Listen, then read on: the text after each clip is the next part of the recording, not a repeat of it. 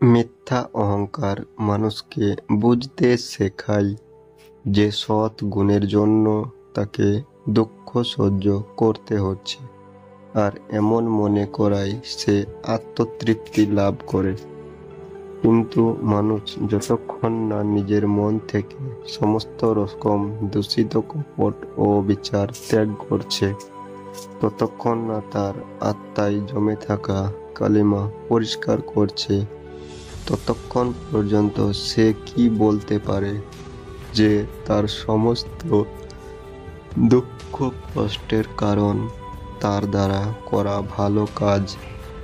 অন্যদিকে সে কি অন্যায় করেছে তাই সে যদি না বোঝে, তাহলে বা সেটিকে দায়ী করবে কিভাবে? ভালো মন্দ সম্পর্কে স্পষ্ট ধারণা না থাকা পর্যন্ত আপনি কিছুতেই বুঝতে পারবেন না যে ভালোর পরিণাম সর্বদা ভালোই হয় আর খারাপের পরিণাম সর্বদা খারাপ।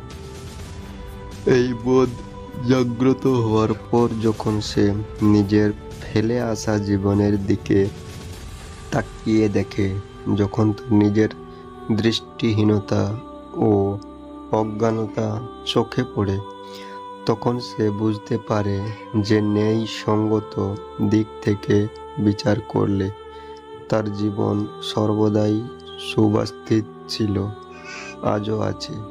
অতীতের ভালো মন্দ সমস্ত অভিজ্ঞতা তীব্র গতি অন্যায় সঙ্গত রূপে তাকে বিকশিত করার জন্য কাজ করছিল, তবে আজও সে সম্পূর্ণরূপে বিকাশ লাভ করতে পারেনি। ভালো বিচার বা কাজের পরিণাম কখনোই মন্দ হতে পারে না, ঠিক তেমনি কুবিচার বা কাজের পরিণাম কখনোই ভালো হতে পারে না। যেমন আম গাছ থেকে আপনি আম পাবেন, আর উচ্ছে গাছ থেকে আপনি উচ্ছে পাবেন।